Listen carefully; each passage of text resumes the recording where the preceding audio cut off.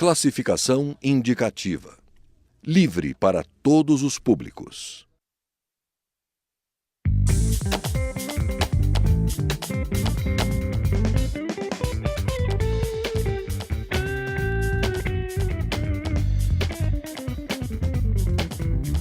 Olá! A Comissão Parlamentar de Inquérito do Conselho Administrativo de Recursos Fiscais, a CPI do CARF, vai analisar mais de 100 pedidos de convocação de empresários e autoridades para prestar depoimento. O CARF é a última instância para questionar dívidas e multas cobradas pela Receita Federal. A comissão analisa denúncias de que empresas pagaram propinas para diminuição ou anulação dessas dívidas, assim como para a edição de legislação que as beneficiariam. Eu sou Vânia Alves. O Brasil em Debate, da Rádio TV Câmara, vai conversar sobre as expectativas da CPI com os deputados Hildo Rocha, do PMDB do Maranhão, vice-presidente dessa comissão, e Helder Salomão, do PT do Espírito Santo, integrante da comissão. Deputados, uma das questões que foram colocadas nas últimas reuniões sobre a convocação, alguns deputados estão preocupados que, diante de um momento de crise econômica, de um momento delicado aí da vida das empresas, que essa CPI, que a convocação dessas empresas para a CPI possa piorar a vida dessas empresas, possa tornar mais difícil um momento que está difícil para todo mundo, né? Como é que o senhor vê essa questão, deputado Hildo Rocha? Realmente temos que ter um zelo, um cuidado com relação aos requerimentos de convite ou de convocação a determinados representantes de algumas empresas. Até porque, segundo o procurador da República, o procurador federal que investiga o caso, assim como o delegado da Polícia Federal responsável pelo inquérito, eles já foram ouvidos pela comissão e eles não apontaram nenhum, assim, apontaram apenas uma empresa, que foi a Mitsubishi do Brasil, que efetivamente está comprovada a participação dela nesse escândalo do CARF, onde algo aproximadamente de 400 milhões de impostos devido por essa empresa, essa montadora de automóvel, deixou de ser recolhido aos cofres, enquanto que eles pagaram apenas para um escritório de advocacia 50 milhões de reais como honorários. Portanto, essa é uma empresa que seu presidente, seu ex-presidente, deve ser convocado a depor na CPI. As outras, nós temos que aguardar a documentação que vai ser compartilhada, tanto pela Polícia Federal como pelo Ministério Público Federal, para que a gente tenha uma certeza de que aquelas empresas que estão sendo acusadas pela mídia, porque muito foi pela mídia, se de fato elas têm participação nesse escândalo, se elas realmente formam essa organização criminosa. Deputado Helder, como é que o senhor está vendo essa questão? Olha, eu avalio, né, que a CPI do CARF é uma CPI muito importante, especialmente porque nós vivemos um momento de crise na economia internacional e também, por consequência, na economia brasileira. A meu ver, né, uma ação, né, imparcial da CPI pode ajudar, pode ser uma chance do nosso país, do nosso governo, que representa todos os brasileiros, recuperar, né, dinheiro que foi sonegado. Só nos 74 processos que estão sob suspeitas, nós estamos falando de 19 bilhões. Eu compartilho, viu, Hildo, com a tese de que nós não podemos fragilizar as empresas, mas é preciso fazer investigação rigorosa.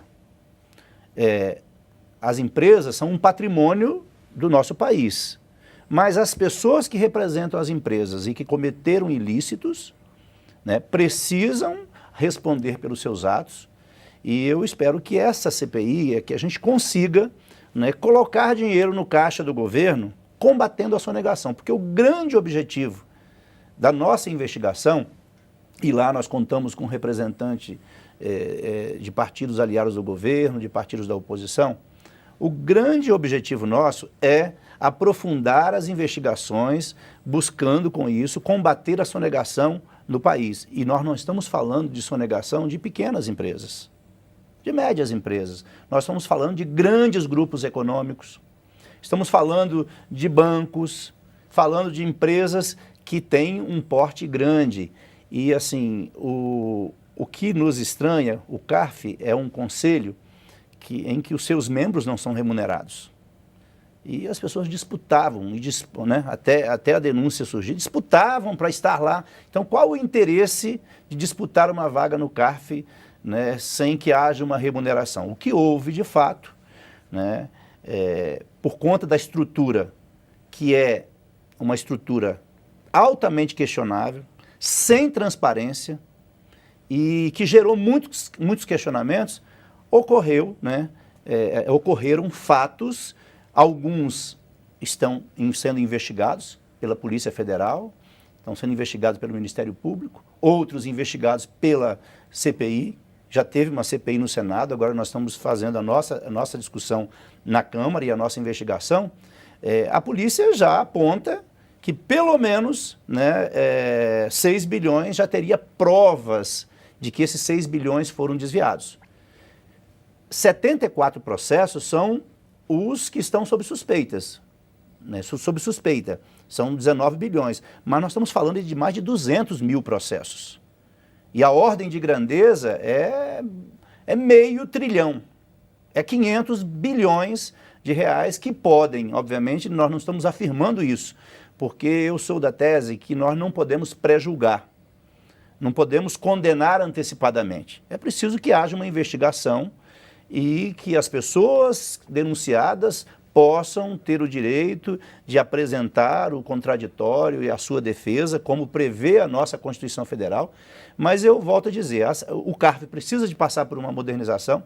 Na última reunião, Hildo, eu não sei se você ainda estava lá, porque a reunião demorou muito, nem todos os deputados, em função de outros compromissos, puderam permanecer, mas o deputado Arlindo Quinaglia, do nosso partido, fez uma proposta que eu acho, no mínimo, interessante. As sessões da Câmara dos Deputados são transmitidas ao vivo. As sessões do Senado também, as sessões do STF também.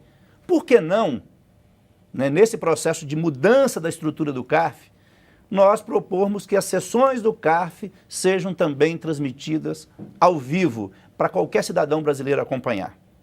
Porque hoje há uma falta de transparência total nas decisões que são tomadas pelo CARF. Então, nós precisamos, assim, acho que há um consenso entre nós, eu creio, né, o deputado Hildo depois vai poder confirmar ou não, que o CARF precisa ser totalmente repensado, porque ele cumpre um papel hoje que dá margem a negociações, a lobbies, que permitem a sonegação de muito dinheiro que poderia hoje estar financiando, para encerrar, os programas sociais, a educação, a saúde, a assistência social do nosso país. Agora, deputados, o CARF foi criado em 2009 e já é um problema desse tamanho.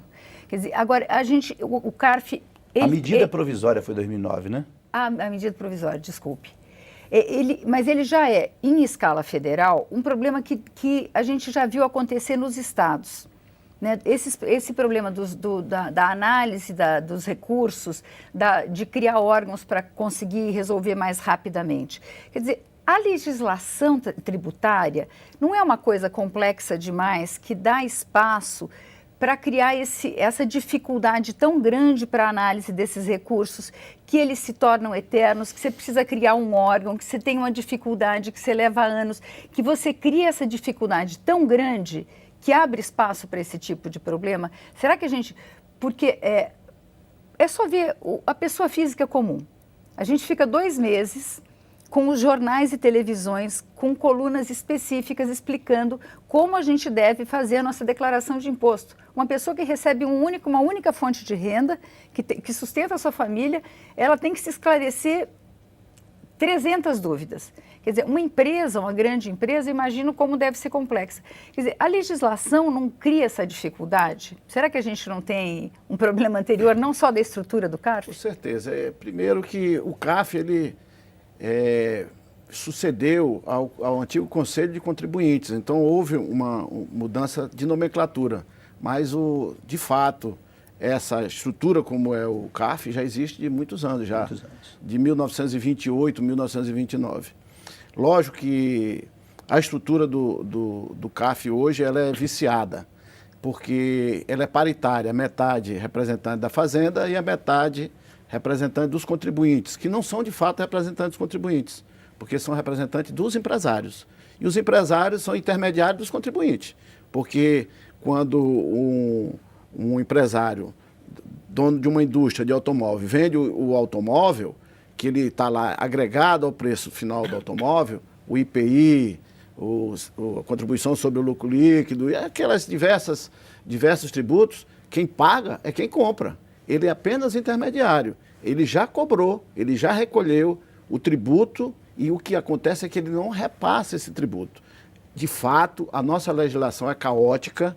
Nós estamos com uma PEC aglutinativa, espero que seja aprovado na comissão da reforma tributária ainda no próximo mês e que essa reforma tributária ela vem para simplificar, porque quanto mais complexo for o sistema tributário, mais fácil se torna a ação de organizações criminosas como essa. E não é apenas uma organização, são pelo menos já identificadas 3 organizações criminosas. Dentro do CARF, 3 já identificadas pela Polícia Federal. Além disso, a CPI do Senado já foi concluída, apresenta algumas propostas legislativas. Entre elas, a mudança total do CARF. Ao invés de ser paritária, ela passa a ser constituída de servidores públicos apenas, concursados com aquele objetivo. Pessoas que são capacitadas no direito tributário, para que eles tenham, inclusive, direito à vitaliciedade. Seja um tribunal que julgue as pendências que vá lá para dirimir. E, com isso, vamos evitar, primeiro, melhorando nosso sistema tributário e com essa nova configuração do CARF, que não pode deixar também de ter o CARF. Todos os países têm um conselho de recurso. Então, nós temos que ter o nosso conselho, mas só que um conselho que não faça o que faz hoje, que praticamente é um conselho de lobbies. Ali estão advogados, como disse o nosso colega deputado agora, que estão lá sem nenhuma remuneração, mas são representantes de escritórios que seguram lá ações, são processos que estão lá no CARF, que eles têm interesse direto nesses processos, porque eles visam ganhar fortunas trabalhando ali no CARF. A gente vai fazer um pequeno intervalo e volta com a opinião do deputado Helder Salomão. Até daqui a pouco.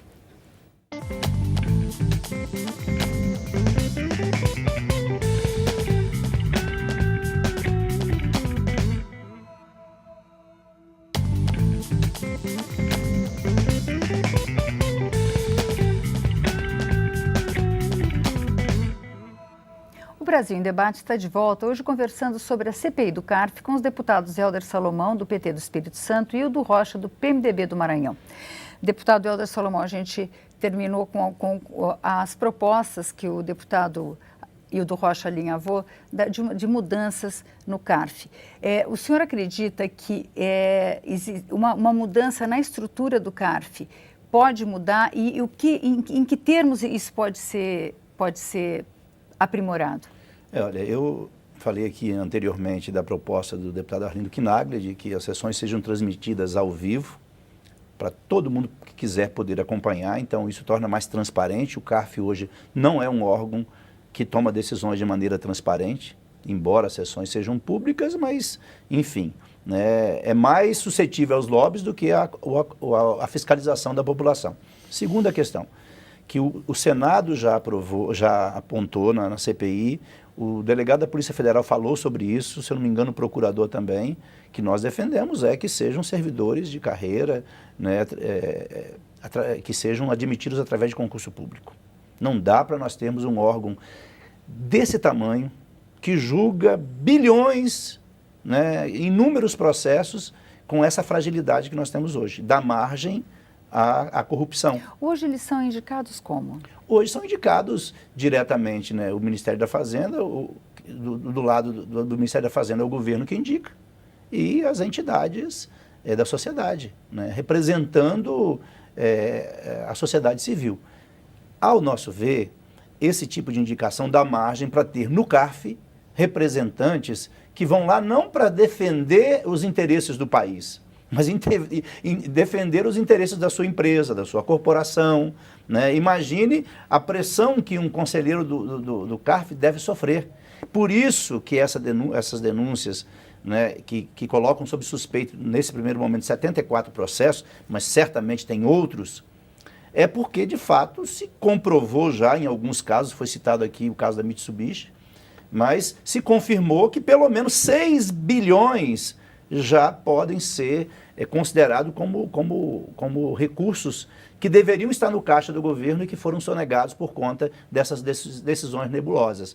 Eu creio que, assim, essa transparência que o CARF precisa ter, ele é um órgão importante, tem que acontecer nesse debate em que houve no Senado, que hoje há na Câmara Federal e que também é investigado pela Polícia Federal, e acredito que isso nos dá a condição de inaugurar um novo momento nessa instituição que já tem décadas de funcionamento e que até hoje, né, gera dúvidas, gera suspeitas, questionamentos, e esse é o nosso grande problema. Quer dizer, no momento em que a gente precisa colocar dinheiro no caixa do governo federal, e é bom que se diga, se coloca dinheiro no caixa do governo federal, isso é repartido com os estados e com os municípios. Então não é só o governo federal que está perdendo dinheiro com a sonegação das grandes empresas, dos grandes bancos, é o município que hoje passa por dificuldade, os estados que passam por dificuldade e o governo federal. Então é dinheiro para os governos poderem tocar as obras e os seus investimentos na área social. Eu só queria concluir, Vânia, falando o seguinte, nós temos uma oportunidade de, como eu disse, uma chance de fazer uma bela investigação, doa quem doer, mas com cautela. Doa quem doer sem expor previamente as pessoas. Tem uma outra questão que é abarcada pela Operação Zelotes, que é a questão da utilização do CARF como um foro de negociação, de elaboração de legislação que beneficia algumas empresas. Quer dizer, é uma questão que envolve o CARF e o Congresso e o governo federal. No caso, denúncias de que medidas provisórias teriam sido combinadas, né? E como é que está? Essas denúncias vão ser discutidas também pela CPI? Como é que está essa discussão, deputado do Rocha? Essas denúncias de negociações de medidas provisórias, elas serão tratadas também na CPI do CARF. O presidente da comissão, o deputado Pedro Fernandes, já colocou também, e nós vamos estar convocando algumas pessoas que presume-se que tenham participado dessas negociações. Ainda não sabemos, aqui dentro do Congresso, quem são as pessoas que trabalharam a venda das medidas provisórias. Apenas há um supostas pessoas do Executivo que tenham negociado. Agora, com relação a que nós falamos há pouco, sobre os representantes da sociedade civil no Conselho Administrativo de Recursos Fiscais, do CARF, o estranho é que todos os conselheiros envolvidos, eles eram apontados, indicados pela Confederação do Comércio, Confederação Nacional do Comércio. Todos os conselheiros vieram apontados, indicados por esta confederação, por incrível que pareça. E a maior parte dos conselheiros, inclusive, são apontados por essa confederação. Há pouca participação das demais confederações na representação do CARF. Isso soa muito estranho. E eu não sei até que ponto a Polícia Federal, assim como o Ministério Público, já chegou a esse nível, vendo por que a Confederação Nacional do Comércio indicou tantas pessoas com uma atitude não em defesa do contribuinte, não em defesa do nosso país, mas em defesa dos seus clientes, em defesa daqueles para qual eles trabalhavam, os escritórios de advocacia ou o escritório de contabilidade. Deputado Helder, uma das questões que foi levantada por um companheiro seu de partido, pelo deputado Paulo Pimenta, é que essa investigação sobre a negociação de MP, sobre a negociação de legislação, que ela se estenda por um período maior, que não seja só dos últimos anos, né? Que que ele quer que como é que o senhor vê essa questão? Até quando o senhor acha que essa investigação deve abarcar? Eu concordo plenamente com a proposição apresentada pelo deputado Paulo Pimenta. Por quê? Né? A medida provisória... Porque inicialmente a Zelotes está analisando de 2009 para cá, né? Isso, exatamente. Então, assim, o que nós estamos propondo? Propondo que essa investigação seja estendida, porque quem editou a medida provisória? 471, o ex-presidente Fernando Henrique Cardoso. Em 2009, ela foi reeditada. E o interessante, eu estou aqui com alguns apontamentos apresentados à época no Senado Federal e na Câmara. Quem foram os relatores dessa medida provisória? Na Câmara, o deputado Aleluia, que é da oposição, da Bahia. E no Senado, o senador Arthur Vigílio. Eu destaquei alguns trechos aqui, infelizmente eu não vou poder falar sobre todos, mas assim... A oposição faz elogios, inclusive aqui, num trecho do discurso do senador Arthur Vigílio, quando ele diz que eu tenho muito prazer de votar a favor dessa medida provisória. Muito prazer. E aqui, mais adiante, né, ele diz o seguinte: o que está se produzindo, né, é um passo importante e eu tenho que aplaudir, diz o deputado Aleluia. Tem que aplaudir essa iniciativa.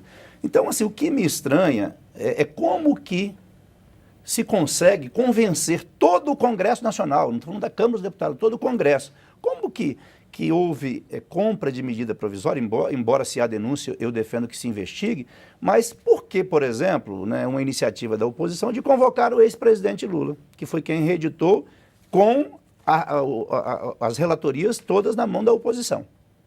E quem editou sequer é citado. Então, eu creio que não dá, da mesma forma que a gente defende que a Lava Jato ela tem um papel importante, mas não pode haver investigação seletiva, tem que ser investigação para todas as denúncias, sem prévio julgamento, sem prévia condenação, porque, infelizmente, vamos pegar o exemplo da lista da Odebrecht.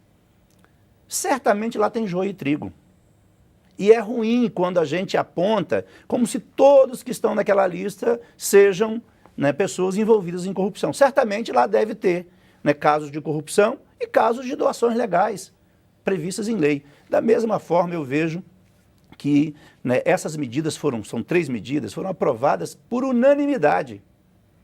Se houve negociação, eu não conheço nenhuma negociação que o governo faça que ele consiga unanimidade, especialmente se tiver polêmica. Não houve questionamento de ninguém. Então, na verdade, eu acho, porque eu não tenho certeza ainda, por isso eu digo eu acho, que há uma tentativa de colocar uma cortina de fumaça sobre a investigação que nós fazemos hoje no CARF e na Operação Zelotes.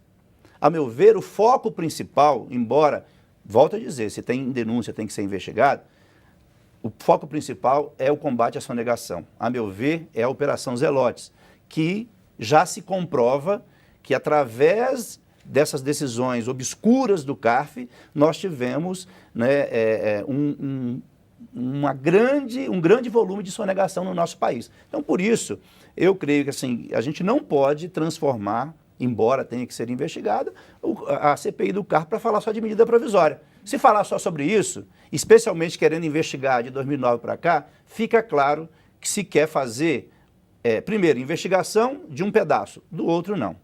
Segundo, né, não se quer investigar profundamente aquilo que pode dar resultado para o nosso país, que é combater a sonegação e fazer com que esse dinheiro que devia estar sendo investido em saúde, em educação, nos programas sociais, na infraestrutura do nosso país, né, pudessem estar no caixa do governo, e hoje não estão, porque através das decisões do CARF, como já foi dito aqui pelo deputado Hildo, através dos lobbies, de interesses particulares, se colocou em xeque os interesses de todo o povo brasileiro. Muito obrigada, deputado Helder Salomão. Muito obrigada, deputado Hildo Rocha. O Brasil em Debate termina aqui. Você pode rever ou compartilhar este ou outros programas na nossa página, câmara.leg.br/Brasil em Debate. Obrigada pela audiência e até a próxima.